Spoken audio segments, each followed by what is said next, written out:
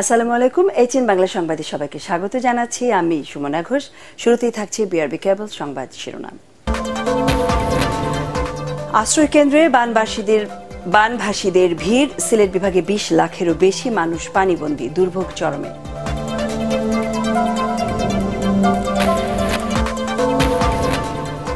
নরেন্দ্র মোদীর আমন্ত্রণে কাল নয়াদিল্লি যাচ্ছেন শেখ হাসিনা। রাষ্ট্রপতি ভবনে সম্বর্ধনা নেবেন শনিবার। সই হবে সমঝোতা চুক্তি।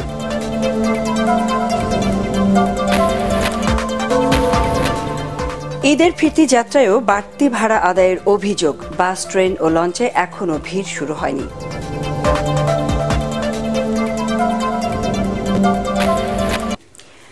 শুনছিলেন বিআরবি কেবল সংবাদ শিরোনাম। এবারে যাচ্ছি বিস্তারিত সংবাদে। ক্রমেই খারাপের দিকে যাচ্ছে সিলেট অঞ্চলের বন্যা পরিস্থিতি। প্রতিনিয়ত প্লাবিত হচ্ছে নতুন নতুন এলাকা। পানিতে ভাসছে সিলেট সিটি কর্পোরেশনের ২৩টি ওয়ার্ডের বাসাবাড়ি, দোকানপাট ও অফিস।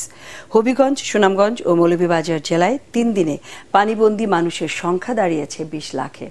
আশ্রয় কেন্দ্রের ঠাঁই নিয়েছে কয়েক হাজার পরিবার। জেলা প্রতিনিধিদের পাঠানো তথ্য ছবি নিয়ে রিপোর্ট করছেন মাজহারুল হক মুহাজির। সিলেট, সুনামগঞ্জ, হবিগঞ্জ ও মৌলভীবাজারের বন্যায় দিশেহারা সে অঞ্চলের মানুষ। এর মধ্যে শুধু সুনামগঞ্জেই পানিবন্দী মানুষের সংখ্যা ছাড়িয়েছে ৫ লাখেরও বেশি। নদীর পানি বেড়ে মৌলভীবাজারে বাঁধের ৪৪টি এলাকা ঝুঁকিতে পড়েছে। ৩৭টি ইউনিয়নের সব শিক্ষা প্রতিষ্ঠানকে আশ্রয় কেন্দ্র ঘোষণা করা হয়েছে। আতঙ্কে আছেন কয়েক লাখ মানুষ। পানি আমাদের বেশি বাড়তে থাকে এবং কোনো দিকে ভাঙ্গা দেয়, তাহলে আমাদের অনেক ক্ষতি হওয়ার সম্ভাবনা আছে। আমাদের বাঁধগুলোও মনে করেন অনেক ঝুঁকিপূর্ণতে আছে। এমনিতেই ব্যবসা বাণিজ্য নাই, আর এই ঝড় বৃষ্টির মধ্যে আমরা কিভাবে চলবো গরিব মানুষ? নদীর বাঁধ যদি ভাঙে তো হবিগঞ্জের লোক আর বসবাস করার জায়গায় না। কুড়িগ্রামেও তিস্তা সহ প্রায় সব নদ নদীর পানি বেড়েছে। রাতে উলিপুরের বজরা ইউনিয়নে ২৫ জন যাত্রী সহ একটি নৌকা ডুবে যায়। একটি শিশুর মৃতদেহ উদ্ধার করা হলেও ৮ জন নিখোঁজ রয়েছে। তীব্র স্রোতে নৌকাটি ডুবে যায় বলে জানান স্থানীয়রা। আমাদের বাঁধগুলোও মনে করেন অনেক ঝুঁকিপূর্ণতে আছে। নদীর বাঁধ যদি ভাঙে তো হবিগঞ্জের লোক আর বসবাস করার জায়গায় না। এমনিতেই ব্যবসা বাণিজ্য নাই, আর এই ঝড় বৃষ্টির মধ্যে আমরা কিভাবে চলবো গরিব মানুষ? এরই মধ্যে ত্রাণ প্রতিমন্ত্রী মহিবুল ইসলাম বন্যা দুর্গত এলাকা পরিদর্শন শেষে জানান, সিলেট দুর্যোগপূর্ণ এলাকা হওয়ায় বারবার বন্যার কবলে পড়ছে এই অঞ্চল। দুর্যোগ মোকাবিলার জন্য, সহযোগিতার জন্য, বন্যা আশ্রয় সহ যখন যা প্রয়োজন সিলেটের জন্য যেটা করা দরকার মাননীয় প্রধানমন্ত্রীর নির্দেশনা রয়েছে, সেটা আমরা ইনশাআল্লাহ করব। এদিকে গত ৩ দিনের প্রবল বর্ষণ ও উজান থেকে নেমে আসা পাহাড়ি ঢলের পানিতে নেত্রকোনা জেলার অবস্থাও খারাপের দিকে।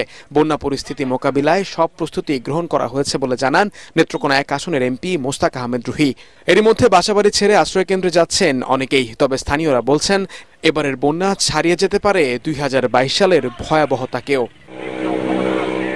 মাজহারুল হক মুহাজির, এটিএন বাংলা।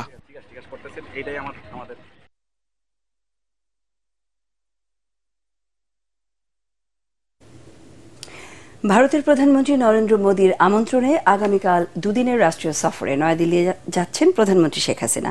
দুপুরে বাংলাদেশ বিমানের একটি বিশেষ ফ্লাইটে পালাম বিমানবন্দরের উদ্দেশ্যে ঢাকা ত্যাগ করবেন তিনি। শনিবার সকালে নয়াদিল্লির রাষ্ট্রপতি ভবনে তাকে সম্বর্ধনা দেওয়া হবে। ওই দিন ভারতের প্রধানমন্ত্রী নরেন্দ্র মোদীর সাথে শেখ হাসিনার আনুষ্ঠানিক বৈঠক হওয়ারও কথা রয়েছে। সেখানে প্রতিনিধি পর্যায়ে আলোচনা ও দুই দেশের মধ্যে সমঝোতা স্মারক স্বাক্ষর ও চুক্তি বিনিময় সহ দুই নেতার প্রেস ব্রিফিংয়ের আয়োজন করা হয়েছে। প্রধানমন্ত্রী কার্যালয় থেকে এক সংবাদ বিজ্ঞপ্তির মাধ্যমে এসব তথ্য জানানো হয়। একই দিন শেখ হাসিনার সাথে সাক্ষাৎ করবেন ভারতের পররাষ্ট্রমন্ত্রী ডক্টর এস জয়শঙ্কর। এছাড়া রাষ্ট্রপতি দ্রৌপদী মুর্মুর সঙ্গেও সাক্ষাৎ করবেন প্রধানমন্ত্রী। সফর শেষে ২২ জুন সন্ধ্যায় নয়াদিল্লি ছাড়বেন শেখ হাসিনা। বিএনপি শুরু থেকেই ভারতের সাথে বৈরী সম্পর্ক সৃষ্টি করে দেশের ক্ষতি করেছে বলে জানান আওয়ামী লীগ সাধারণ সম্পাদক ওবায়দুল কাদের। তিনি বলেন, জাতীয় স্বার্থ বিবেচনায় আওয়ামী লীগ ভারতের সাথে বন্ধুত্বপূর্ণ সম্পর্ক বজায় রেখে আলোচনার টেবিলে অভ্যন্তরীণ সকল সমস্যা সমাধান করতে চায়। আওয়ামী লীগের ৭৫তম প্রতিষ্ঠা বার্ষিকীর অনুষ্ঠান সফল করার লক্ষ্যে রাজধানী বঙ্গবন্ধু এভিনিউয়ে দলের কেন্দ্রীয় কার্যালয়ে আয়োজিত যৌথ সভার আগে এসব কথা বলেন তিনি। এ সময় আওয়ামী লীগ সাধারণ সম্পাদক আরও বলেন, সিলেটের পানিবন্দী এলাকায় উদ্ধার কাজ সহ ত্রাণ তৎপরতা জোরদার করতে সব ধরনের নির্দেশনা দেওয়া হয়েছে। জেনারেল জিয়াউর রহমান খালেদা জিয়া ভারতের সাথে বৈরী সম্পর্ক সৃষ্টি করে বাংলাদেশেরই সবচেয়ে বেশি ক্ষতি করেছে, যেটা আমরা করতে চাই না। আমাদের জাতীয় স্বার্থ বন্ধুত্বপূর্ণ, ভারসাম্যমূলক, সম্মানজনক, পারস্পরিক আমরা কূটনীতি চাই।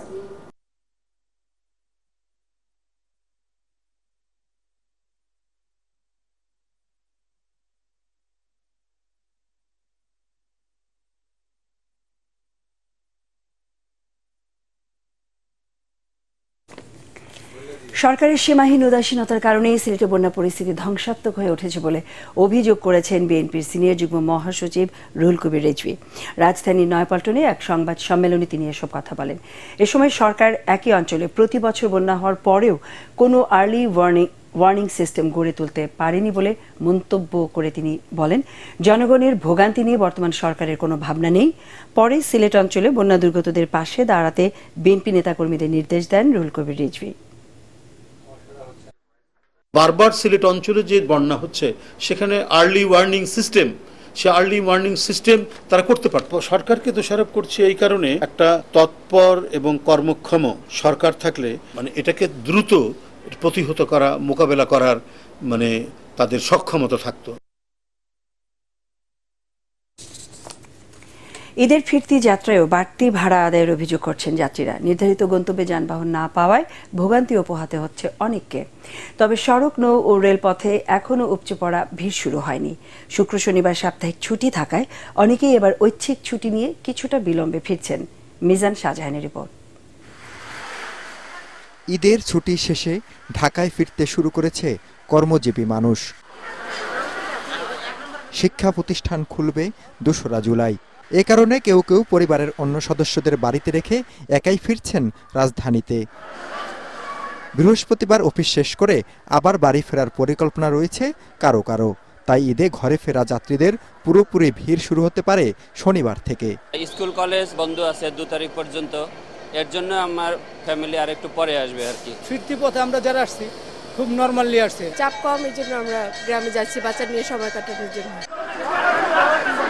ট্রেনে বাড়তি ভাড়া আদায়ের অভিযোগ নেই, তবে সড়ক পথে আগের তুলনায় অতিরিক্ত ভাড়া নেওয়া হচ্ছে বলে জানান যাত্রীরা। পদ্মা সেতু হওয়ার পর থেকে আমরা সবসময় 500 টাকা ভাড়া দিয়ে যাই, কিন্তু এবার ঈদে সেই ভাড়া আমাদের কাছ থেকে 800 টাকা নিয়েছে, খুব জুলুম করে। বরিশাল সদর ও আশপাশের জেলার মানুষ সড়ক পথে যাতায়াত করছেন, তবে উপকূলীয় জেলা ভোলা ও চাঁদপুরের লঞ্চে ডে সার্ভিসে অনেক যাত্রী ঢাকায় ফিরতে শুরু করেছেন। বাস ট্রেনের মতো লঞ্চেও যাত্রীরা চলাচল করছে, তবে উপচে পড়া ভিড় দেখা যাচ্ছে না। লঞ্চের সাথে সংশ্লিষ্ট ব্যক্তিরা বলছেন, আগামী রোববার থেকে বাস ট্রেনের মতো লঞ্চেও যাত্রী চাপ আরও বাড়বে। মিজান শাহজাহান, এটিএন বাংলা, ঢাকা। ফিরতি হজ ফ্লাইট শুরু হয়েছে আজ থেকে। সকাল 6টায় বাংলাদেশি হাজিদের প্রথম বাহন নিয়ে সৌদি আরবের মদিনা থেকে ফ্লাইনাস এয়ারলাইন্সের ফ্লাইটটি ছেড়ে আসে। এদিকে তাপপ্রবাহ এবং অসহনীয় গরমে এবছর হজের শুরু থেকে এ পর্যন্ত 922 জন হাজি মারা গেছেন। পাশাপাশি অনেকের কোনো খোঁজ পাওয়া যাচ্ছে না। সৌদির সরকারি প্রশাসন, মক্কার বিভিন্ন হাসপাতাল এবং দূতাবাসের তথ্যে মৃত হাজিদের এই তথ্য জানিয়েছে এএফপি। চলতি বছর হজ শুরু হয়েছে গত 14 জুন থেকে। সৌদির আবহাওয়া দপ্তরের তথ্য অনুযায়ী গত এক সপ্তাহ ধরে মক্কার তাপমাত্রা 50 ডিগ্রি সেলসিয়াসের মধ্যে ওঠানামা করছে।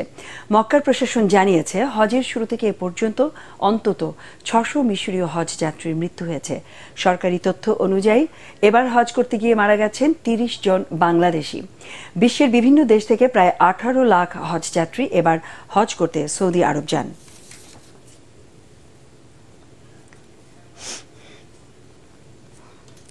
চট্টগ্রামের আঞ্চলিক ভাষায় সংবাদ ও টকশো সম্প্রচারের ঘোষণা দিয়েছেন এটিএন বাংলা ও এটিএন নিউজের চেয়ারম্যান ডক্টর মাহফুজুর রহমান।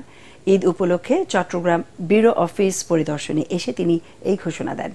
এ সময় চট্টগ্রামের আঞ্চলিক ভাষায় গানগুলোকে নতুন আঙ্গিকে তৈরি করে সম্প্রচার করার কথা জানান এটিএন বাংলার পরিচালক নাহিদ রহমান। চট্টগ্রাম প্রতিনিধি আবুল হাসনাতের তথ্য ও চিত্রে মিজান শাহজাহানের আরেকটি রিপোর্ট। চট্টগ্রাম শহরের প্রেস ক্লাব ভবনে এটিএন বাংলা ও এটিএন নিউজের ব্যুরো অফিস পরিদর্শনে আসেন প্রতিষ্ঠান দুটির chairman doctor Mahfuzur Rahman. Chattogram bureau প্রধান আলী আব্বাস সহকর্মীদের সাথে নিয়ে তাকে স্বাগত জানান। সহধর্মিণী নাহিদ রহমানকে সাথে নিয়ে তিনি ঘুরে দেখেন স্টুডিও সহ বিভিন্ন ফ্লোর, কথা বলেন সেখানে কর্মরত সাংবাদিক ও কলাকুশলীদের সঙ্গে, তুলে ধরেন চট্টগ্রাম ব্যুরো অফিসকে ঘিরে নিজের পরিকল্পনার কথা। আমরা চ্যানেলগুলি করে ফেলছি ঢাকা কেন্দ্রিক, কিন্তু আমি চাই যে চিটাগাংয়ের মতো একটি জায়গা যেটা বাংলাদেশের সেকেন্ড সিটি, বিগেস্ট সিটি, সুতরাং চিটাগাংকেও একটু আমরা চাই প্রাধান্য দিতে। টকশো ছাড়াও যদি হয় চিটাগাং আঞ্চলিক ভাষায় যে গান থাকে আঞ্চলিক যেগুলি করে ওইগুলি আমরা দেখাবার চেষ্টা করব। দেশের প্রথম সংবাদভিত্তিক টেলিভিশন চ্যানেল এটিএন নিউজে চট্টগ্রাম থেকে সরাসরি আঞ্চলিক ভাষায় খবর সম্প্রচারের কথাও জানান তিনি। এটিএন বাংলায় অন্যান্য প্রোগ্রাম চলে, অনেক প্রোগ্রাম থাকে বলে এটিএন বাংলায় আমাদের সম্ভব হয় না, কিন্তু এটিএন নিউজের হিউজ সময় আছে, কারণ প্রতি ঘন্টায় ঘন্টায় সময় নিউজ প্রচার হয়। সুতরাং আমরা এটিএন নিউজেই, এটা আমার বহুদিনের প্ল্যান ছিল কিন্তু আজ পর্যন্ত করা হয়নি। তো আমার দৃঢ় বিশ্বাস হয় আমরা আগামী মাসের শুরু থেকেই আমরা এই নিউজটা চালু করব কমপ্লিটলি চিটাগাং ভাষায়। এ সময় চট্টগ্রামের শেফালী ঘোষ ও শ্যামসুন্দর বৈষ্ণবের কথা উল্লেখ করে আঞ্চলিক শিল্পীদের সৃষ্টিকর্ম নতুনভাবে সম্প্রচারের নির্দেশ দেন এটিএন বাংলার পরিচালক নাহিদ রহমান। চিটাগাংয়ের যে আঞ্চলিক ভাষার যে গান, এটা তো অনেক আগে যখন এটিএন বাংলা প্রথম হয়, শেফালী ঘোষ এটিএন বাংলা ওনাদের প্রোগ্রাম বোধহয় সপ্তাহে থাকতোই, তো সবাই এনজয় করতো। তো ইনশাল্লাহ আবার নতুন করে হবে। সারা পৃথিবীতে কিন্তু চিটাগাংয়ের বাঙালি যারা তারা কিন্তু থাকেন, তো আঞ্চলিক ভাষা তাদের ভাষায় যদি নিউজটা হয় তাদের জন্য ভালো। দর্শকদের চাহিদার কথা বিবেচনায় রেখে সময়োপযোগী অনুষ্ঠান নির্মাণ করা হবে বলে জানান এটিএন নিউজের পরিচালক মেহেরিনা রহমান নিশা। চট্টগ্রামে এসে আমার খুবই ভালো লাগছে, সবার সাথে পরিচয় হওয়াতে। দোয়া করি আশা সবাই যেন ভালো থাকে, আমরা আরো ফিউচারে উন্নতি প্রোগ্রামে করার জন্য আরো অনেক কিছু চিন্তা করে যেন করতে পারি। স্টুডিও ও সরাসরি সম্প্রচারের জন্য সব ধরনের সুবিধা সহ 2006 সালে স্থাপন করা হয় এটিএন পরিবারের Chattogram bureau office. Mizan Shahjahan, ATN Bangla. আন্তর্জাতিক সংবাদ।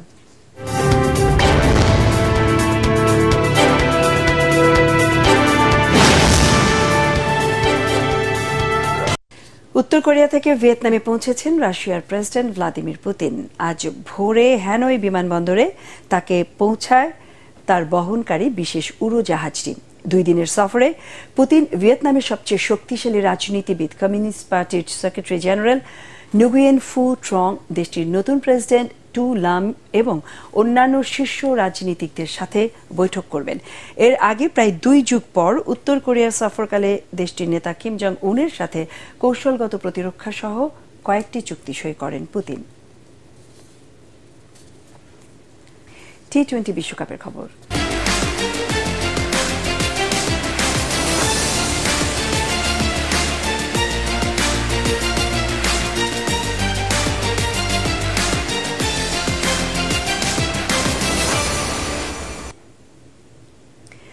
টি-20 বিশ্বকাপের সুপার 8-এ বাংলাদেশের যা প্রাপ্তি সেটা বোনাস বলে মনে করেন কোচ চন্ডিকা হাথুরু সিংয়ে। তবে পরাক্রমশালী অস্ট্রেলিয়ার বিপক্ষে টাইগারদের ভালো খেলার প্রত্যাশা তার। এদিকে অজি অধিনায়ক মিচেল মার্শ সাফল্যেও ধারাবাহিকতা রেখে ম্যাচটি জিততে চান। ওয়েস্ট ইন্ডিজের অ্যান্টিগায় খেলাটি শুরু হবে শুক্রবার বাংলাদেশ সময় ভোর 6:30টায়। পরাগ আরমানের রিপোর্ট। টি-20 বিশ্বকাপে অস্ট্রেলিয়ার বিপক্ষে সুপার 8 পর্বের ম্যাচ সামনে রেখে এন্টিগার কুকিজ ক্রিকেট গ্রাউন্ডে অনুশীলনে ঘাম ছড়িয়েছে বাংলাদেশ দল। তবে ব্যাটিংয়ে টপ অর্ডারের ব্যর্থতা এখনও টাইগারদের বড় দুশ্চিন্তার কারণ। বোলারদের কল্যাণে গ্রুপ পর্বে 3টি ম্যাচ জিতলেও সুপার 8 আরও চ্যালেঞ্জিং বলে মনে করেন দলের হেড কোচ চন্ডিকা হাথুরু সিংয়ে। এটা ঠিক যে আমাদের বোলাররা বেশ কয়েকটি ম্যাচ জিতিয়েছে, তবে সব সময় বোলাররা ম্যাচ জেতাবে এটা ভাবা ঠিক নয়। বড় দলের বিপক্ষে সাফল্য পেতে ব্যাটসম্যানদেরও বাড়তি দায়িত্ব নিতে হবে।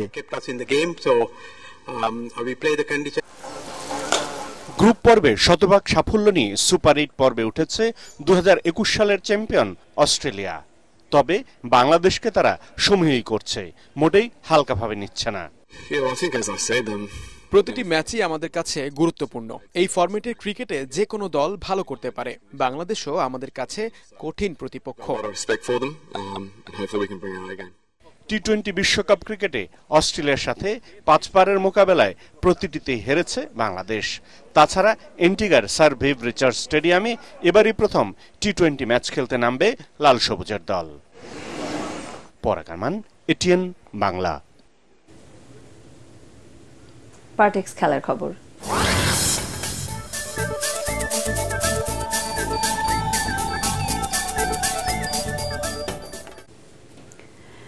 গ্রুপ পর্বে টানা 2 জয়ে ইউরো ফুটবল চ্যাম্পিয়নশিপে দ্বিতীয় রাউন্ডে খেলা অনেকটাই নিশ্চিত করল স্বাগতিক জার্মানি। স্টুটগার্টের এমএইচপি অ্যারেনায় গত রাতে তারা 2-0 গোলে হাঙ্গেরিকে পরাজিত করে। বল দখল কিংবা পাস সবকিছুতে এগিয়ে থাকা জার্মানরা খেলার 22 মিনিটে জামাল মুজিয়ালের গোলে লিড নেয়। বিরতি থেকে ফিরে খেলার 67 মিনিটে অধিনায়ক গানদোগান ব্যবধান দ্বিগুণ করেন। জার্মানির রক্ষণ প্রাচীর ভাঙার চেষ্টা ছিল হাঙ্গেরিরও, কিন্তু তারা সফল হয়নি। এদিকে অন্য ম্যাচে স্কটল্যান্ডের সাথে 1-1 গোলে ড্র করেছে সুইজারল্যান্ড। সংবাদ শেষ করব তার আগে বিআরবি কেবল সংবাদ শিরোনাম আরও একবার। আশ্রয় কেন্দ্রে বানভাসীদের ভিড়, সিলেট বিভাগে 20 লাখেরও বেশি মানুষ পানিবন্দী, দুর্ভোগ চরমে।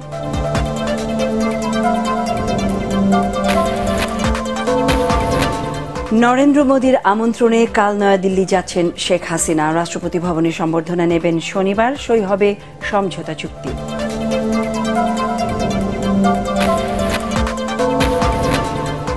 ঈদের ফিরতি যাত্রায়ও বাড়তি ভাড়া আদায়ের অভিযোগ। বাস, ট্রেন ও লঞ্চে এখনও ভিড় শুরু হয়নি।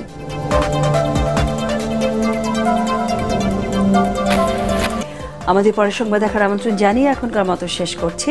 এটিএন বাংলার সংবাদ ইউটিউবে দেখতে ব্রাউজ করুন, youtube/ATN Bangla News। ধন্যবাদ।